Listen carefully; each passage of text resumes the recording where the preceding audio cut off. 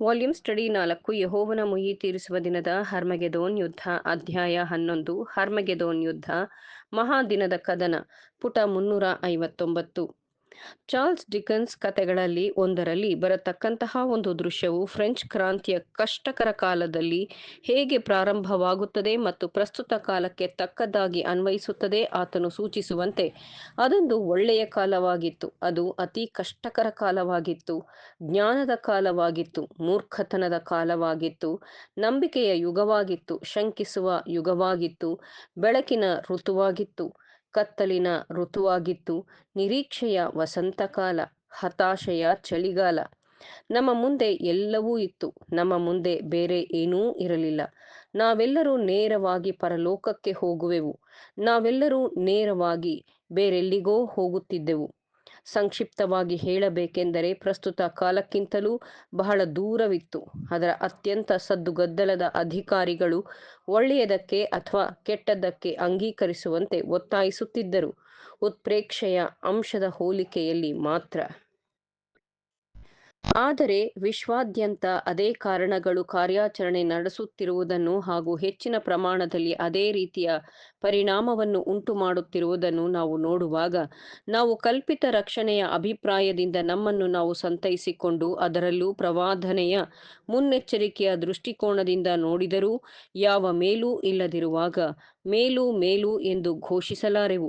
ಈ ಯುದ್ಧದಲ್ಲಿ ಮುಂತಿಳಿಸಿರುವ ಬರಲಿರುವ ಘಟನೆಗಳ ಲಕ್ಷಣಗಳ ಬೆಳಕಿನಲ್ಲಿ ನಾವು ಫ್ರೆಂಚ್ ಕ್ರಾಂತಿಯನ್ನು ದೂರದ ಗುಡುಗಾಟದ ಶಬ್ದವಾಗಿದ್ದು ಬರಲಿರುವ ಬಿರುಗಾಳಿಯ ಬಗ್ಗೆ ಎಚ್ಚರಿಸುವುದಾಗಿದೆ.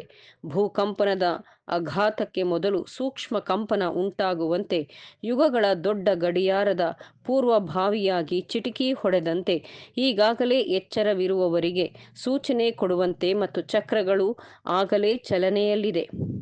ಶೀಘ್ರದಲ್ಲಿ ಮಧ್ಯರಾತ್ರಿಯ ಘಳಿಗೆಯನ್ನು ಹೊಡೆಯುತ್ತದೆ ಹಾಗೂ ಪ್ರಸ್ತುತವಿರುವ ವ್ಯವಹಾರ ಕ್ರಮಗಳು ಕೊನೆಗೊಂಡು ಮತ್ತು ನೂತನ ಕ್ರಮವು ಜುಬಿಲಿ ವರ್ಷ ತನ್ನ ಸಹಾಯಕವಾದ ಗದ್ದಲದೊಡನೆ ಮತ್ತು ಒಡೆತನದ ಬದಲಾವಣೆ ಒಳಪ್ರವೇಶಿಸುವುದು.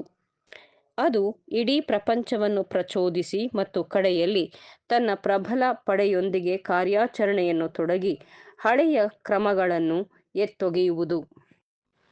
ಮಹಾಕ್ರಾಂತಿಗೆ ಪರಿಸ್ಥಿತಿಗಳು ಪಕ್ವವಾಗಿರುವಾಗ ಪ್ರಸ್ತುತವಿರುವ ವಿಶ್ವದಾದ್ಯಂತ ಸಾಮಾಜಿಕ ವಿನ್ಯಾಸಕ್ಕೆ ಬೆಂಕಿಯನ್ನು ಹೊತ್ತಿಸಲು ಅತ್ಯಂತ ಕ್ಷುಲ್ಲಕ ಸಂದರ್ಭವೊಂದು ಸಾಕು.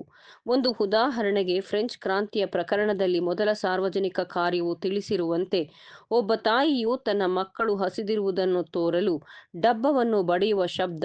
ತಕ್ಷಣವೇ ತಾಯಂದಿರ ಸೇನೆಯೇ ಅರಮನೆಗೆ ರೊಟ್ಟಿಗಾಗಿ ಮೆರವಣಿಗೆ ನಡೆಸಿದರು. ನಿರಾಕರಿಸಲ್ಪಟ್ಟವರಾಗಿ ಪುರುಷರೂ ಅವರನ್ನು ಸೇರಿದರು. ತಕ್ಷಣವೇ ದೇಶದ ರೌದ್ರವು ಕೆರಳಿ ಹತ್ತಿಕೊಂಡು ಕ್ರಾಂತಿಯ ಬೆಂಕಿಯ ಜ್ವಾಲೆಯು ಇಡೀ ದೇಶವನ್ನು ವ್ಯಾಪಿಸಿತು.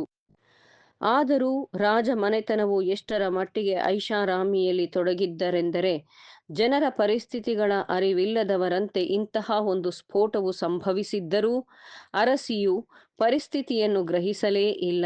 ಜನಸಮೂಹದ ಗದ್ದಲ ಏಕೆ ನಡೆಯುತ್ತಿದೆಯೆಂದು ಅರಮನೆಯಲ್ಲಿ ವಿಚಾರಿಸಿ ತಿಳಿದುಕೊಂಡು, ಜನರು ರೊಟ್ಟಿಗಾಗಿ ಗಲಾಟೆ ಮಾಡುತ್ತಿದ್ದಾರೆ ಎಂದು ಅರಿತು ಆಕೆಯು ಉತ್ತರಿಸಿದಳು, ರೊಟ್ಟಿಗಾಗಿ ಅವರು ಇಂತಹ ವ್ಯರ್ಥವಾದ ಗದ್ದಲ ಮಾಡುವುದು ಮೂರ್ಖತನ.